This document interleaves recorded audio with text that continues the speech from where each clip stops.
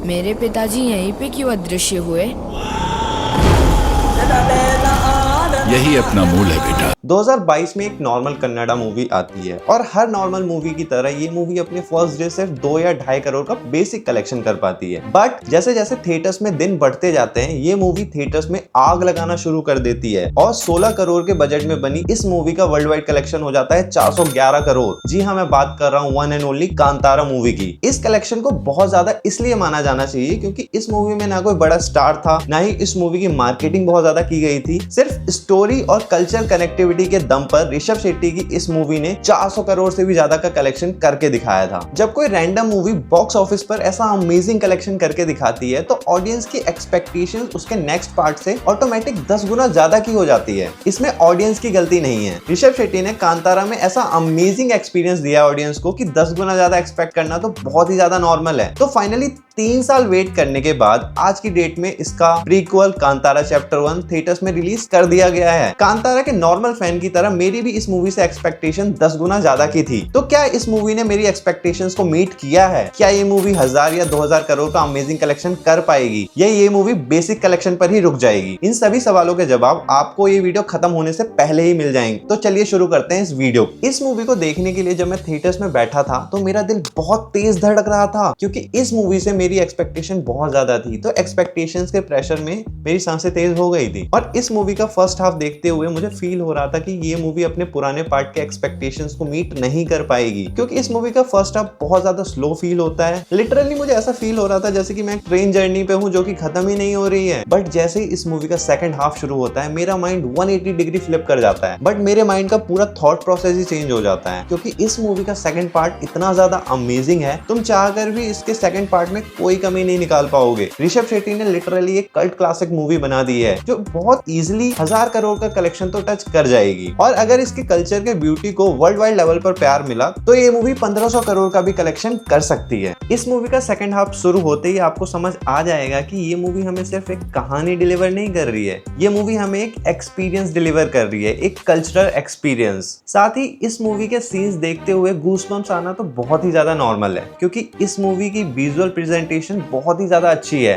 साथ ही इस मूवी का क्लाइमैक्स एक अल्टीमेट क्लाइमैक्स है, एक ऐसा क्लाइमैक्स जिसमें मैं तुमसे बेट लगा सकता हूँ कि तुम्हारी आंखें बंद नहीं होंगी। अगर तुम्हारी आंखें बंद हुई तो मेरी तरफ से 1000 रुपए ले लेना। इस मूवी की कहानी हमें बताती है कि कैसे कांतारा की दुनिया की शुरुआत हुई और कैसे इंसानियत का लालच देवताओं के अस्तित्व के लिए खतरा बन गया। अगर कांतारा मूवी ने इंडियन सिनेमा में अपना नाम चमकाया है तो उसका एक सबसे बड़ा रीजन माना जाता है इस मूवी की टेक्निकल ब्रिलियंस को।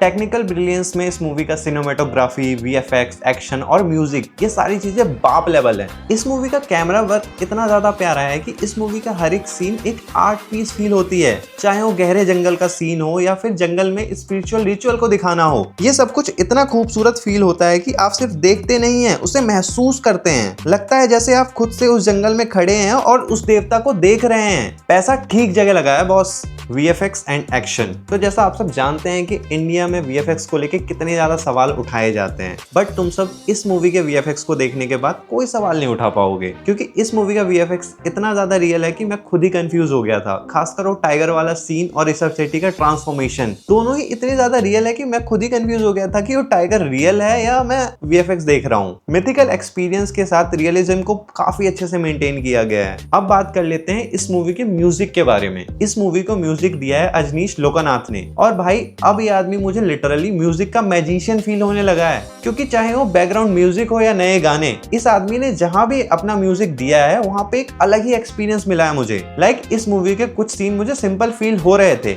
बट इस आदमी के म्यूजिक ने उन सिंपल सीन्स को भी डिवाइन फील करवा दिया। अब हम बात कर लेते हैं इस मूवी के दिल जान जिगर, इस मूवी के director and actor Rishabh Shetty के बारे में। भाई अगर कांतारा मूवी को इस इंसान ने अपनी आत्मा दी थी तो इस मूवी के लिए, कांतारा चैप्टर 1 के लिए, इस आदमी ने खून पसीना सब कुछ दे दिया है अपना। ऐसी परफॉर्मेंस निकाली है इसने खुद से इस मूवी के लिए जो कि भाई वर्ड से तो मैं एक्सप्रेस कर ही नहीं पाऊंगा। उस परफॉर्मेंस को देखने के लिए तुम्हें थिएटर्स जाना ही पड़ेगा। इस मूवी में जब ऋषभ शेट्टी के ट्रांसफॉर्मेशन को दिखाया जाता है भाई वो इतना कन्विंसिंग लगता है कि मैं क्या बताऊं। और अगर मैं ऋषभ शेट्टी की एक्टिंग बताऊं तो वो तो बाप लेवल है ही, साथ ही डायरेक्टिंग भी उनकी बाप लेवल है। लेकिन इस मूवी में उनकी एक्टिंग को टक्कर देती है रुक्मणी की एक्टिंग। मूवी में रुक्मणी के कैरेक्टर को बहुत ही ज्यादा इंपॉर्टेंस दी गई है क्योंकि उनका कैरेक्टर एक इंपॉर्टेंट बदलाव लाता है और रुक्मणी ने अपने कैरेक्टर के साथ पूरा न्याय किया है और एक अच्छी परफॉर्मेंस डिलीवर की है। और हम गुलशन सर को कैसे भूल सकते हैं। हालांकि फर्स्ट हाफ में उन्हें बहुत ही ज्यादा कम दिखाया गया था, लगभग ना के बराबर ही दिखाया गया था, लेकिन सेकंड पार्ट में जब वो स्क्रीन पर आते हैं एक अलग ही छाप छोड़ जाते हैं।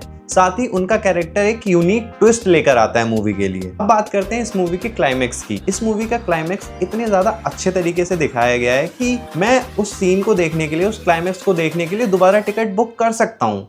तो सेम लोग भी ऐसा करेंगे और सिर्फ क्लाइमेक्स को देखने के लिए बार बार थिएटर्स जाएंगे। इस मूवी का क्लाइमेक्स कोई लॉजिक नहीं, एक मैजिक फील होता है जिसे देखकर लोग तालियां बजाएंगे, सीटी मारेंगे और थिएटर्स में फुल एंजॉय करेंगे। इतना सब सुनने के बाद भी अभी तक अगर तुम सोच रहे हो कि तुम ये मूवी देखने थिएटर में जाओगे या नहीं जाओगे, तो सोचना बंद कर दो और इस मूवी को थिएटर्स में देखने जरूर जाओ। क्योंकि बहुत कम ऐसा होता है, बहुत कम ऐसी मूवी आती है जो हमें सिर्फ बड़े पर्दे पर देखनी चाहिए। अगर हम नहीं देखते हैं तो जिंदगी में हमें एक रिग्रेट आ जाता है, जैसे कि तुम्बाड़ के टाइम आया था। तो ये मूवी थिएटर्स में देखने जरूर जाओ, क्योंकि ऋषभ शेट्टी ने फिर से प्रूव कर दिया है कि अगर आप अपने कल्चर और लेगेसी को लेके मूवी बनाते हो तो वो सिर्फ एक हिट मूवी नहीं बनती, बल्कि एक लेगेसी बनती है। तो इस लेगेसी को एक्सपीरियंस करने तो तुम्हें थिएटर्स में जाना ही पड़ेगा।